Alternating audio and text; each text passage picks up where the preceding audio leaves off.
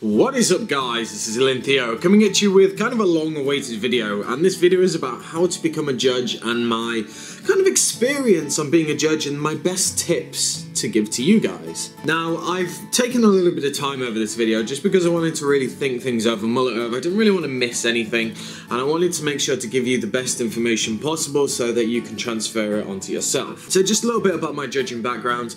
Before the YCS, I never really did anything big, these really big events. I did a couple of regionals and I did a lot of my locals and so on and so forth back in Bristol and also here. And it was just something that I was like, yeah, it's quite casual, I just quite enjoy it. So I'll just leave it at that. When I went to events, I like to play at them and so on and so forth. However, as the years went on, I thought, you know what, I would quite like to give it a go, see what it's like. I applied to be a judge at YCS London and luckily got it. And it was absolutely amazing. It was draining as hell, and it was really busy, but it was completely worth it. I really enjoyed it. Worked with a great bunch of people, the judging team, and had a lot of fun. Even though there's some misconceptions, people say that judges can't have fun, that is not right. You do have a lot of fun. You have a lot of fun at the meetings, at the gatherings, and also just at the event. If you're not having fun yourself, then the people you're judging with and the people that you're judging for aren't really going to have fun either, because it looks like you're forcing yourself to be there. It looks like you're just being there for other reasons. Now, I said this in my YCS London video, I'll say it in this again. If you are going to judge because you want the prize support, don't judge, because you're not going to enjoy it. Yes, getting however many points to spend on Konami products is very good, but at the end of the day, if that's all you're going for, it's technically not worth it, because it's a lot of work for what you would actually technically get. While I'm not really bothered by that, it's all for me about the experience. I'm judging because I want to judge, because I enjoy it, and that's the reason why you should judge. You shouldn't be doing it because you get packs or prizes. Just want to say that because it's very important for me to convey that to people. So, as I said, how do you get started off with judging? Well, the very first thing you should do is go onto the Konami website. They have the different ruling tests. So there's the PC1 test and the RC1 test. So the RC1 test simply stands for Ruling Comprehension Test, and that's basically the first test that you will do. This is a very important test because, as it says, ruling comprehension, it's basically getting all of those rulings down. It gives you a think about between 50 and 20 different options. I can't remember off the top of my head now, apologies, but different questions on different scenarios that will happen in the Yu-Gi-Oh community, and you'd be surprised. These aren't just made up out of nothing and you'll never see them again. They're actually quite important, because if you understand them, then yes, it will be much easier for you to kind of get into the flow and understand the actual mechanics in the game. Now, one thing I would say is read the question carefully. They're not straightforward questions, and they're not meant to be, because in everyday scenario life, when you're judging, nothing is as straightforward as it might first seem. If you look at this question and it says XYZ, blah blah, and you think, oh, it's definitely that, read over it again, because it's all about being correct. If you're not correct, then it's not great. If you look at a situation, if you're in a tournament and you give a ruling and it's wrong, there is going to be a little bit of backlash from that, and you don't want to be in that situation because you want to be right. You want to make sure everyone has that fair share. You don't want to seem biased.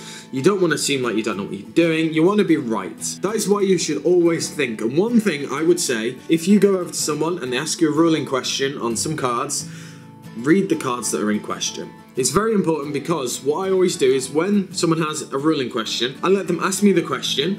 Then once I have all the information, I'll then read the cards that are in question. If I know them, it doesn't matter, because I know what they're looking for, and then I can look for the problem-solving card text. If there is no problem-solving card text, then I can make my decision judged on my experience and the game mechanics and how the cards work. The RC1 test also goes over just different mechanics and basically everything very basic to the game. These are core things that you need to know very well, if not expertly, because you can't really be a judge without this. And you have to have at least 80% to pass the test. So you cannot become a Konami judge without passing this test first. What you will need for this test is your name, your Konami ID, and an email address, because if you do pass, then you will be emailed congratulatory and say what are the next steps. The next one is the PC1 test, the Policy Comprehension Test. This is very important for events. This is basically a test as it sounds, for policies. This can be anything to do with crowd control, rulings, penalties, anything like that. And these are all very, very important. There are important documents on the Konami website that you must read through before you even attempt these tests, because I don't think you're really going to pass if you don't read through these, especially the policy document, because they are just important to read over. Something very important that some people do ask me, which is all on the Konami website, all the information is there, but you must be 16 years and over. That is on the American Konami website. That's what you must be to apply to be a judge. So what next? You've passed your RC1 test and your PC1 test. What do you do then? When do you get your jumper? When do you get your judge jumper and go off into the world and judge? It's not that simple. If you apply straight away for the big events, you are not the only one. A lot of people will apply for events. Take for example a YCS. There are going to be many people all over Europe, all over America that will be applying for this, and you'll basically go through a interview stage. When the event's coming around, you'll be sent an email. If you are in the judge program, you will need to basically explain what you want to do and why you want to do it, and you will be interviewed and picked. Now, I'm not saying you're going to be interviewed, sat down in front of someone and they're going to ask you questions. Basically, your form that you're filling in is the interview, because it gives the organisers an idea of who you are, what you're doing, and why you want to do this. You want to send them a good impression, and if it's your first time doing it, they're probably not going to know who you are. Even if they do know who you are, it doesn't mean that you can get slack. It doesn't mean that you can just assume that they're going to pick you, because that's not the case. There's no bias when picking these judges. Some tips. If you do pass this test, where should you start out? Best place to start is locals. Talk to your tournament organiser, see if you can start judging a couple of the locals, see if you can help out with the existing judge, because that's where your experience comes from. That's where my experience comes from, and that's pretty much where everyone else's experience comes from.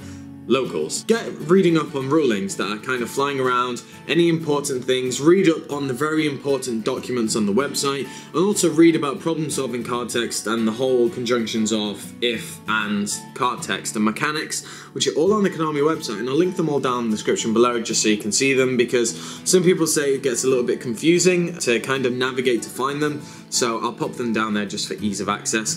But this is still you doing all the work. These are just my personal tips that have helped me get to where I am. Next year, I really want to judge as many different events as possible if I am seen fit to, because I really enjoyed it. Now, that doesn't mean that I'm not going to be entering different events. It just depends what comes up. It depends if I feel like entering as a judge or if I feel like entering as a player. But nevertheless, I really do want to get into it more. I had a real big satisfaction being able to judge, being able to help people out, and that's what I just really enjoyed doing. When you become a judge, you're not just judging, you're going the extra mile. Just because you're a judge looking over a tournament doesn't necessarily mean you're judging that tournament, end of. When you are judging, you need to go the extra mile. When you are a Konami judge, you represent Konami itself. You represent the judge program, and you represent everyone you're working with. Whether that be the judges, the team leaders, the media guys, absolutely everything, you represent them. So, you must go above and beyond. The important thing is looking after the tournaments that you are actually in charge of, but it doesn't just stop there. You should be looking out for everything else. If someone else has a hand up in a different tournament and the judge can't see them, wave over to them and nod them in their general direction. You need to be aware of everything. You need to be looking over absolutely everything. If there are concerns, parents, if people have questions, always make sure you are available and approachable to actually deal with those questions. Because as I said, it's not just about being a judge, it's about being a representative of the game. I think that's a very important thing people need to remember. You are representing Konami themselves. If someone comes up to you and asks you a question and you're rude to them saying, I need to deal with this, I can't talk to you right now, or anything like that, that reflects badly. People don't mind if you say, can you just give me a second, I just need to sort this situation out, I'll be with you in a second. That's completely fine.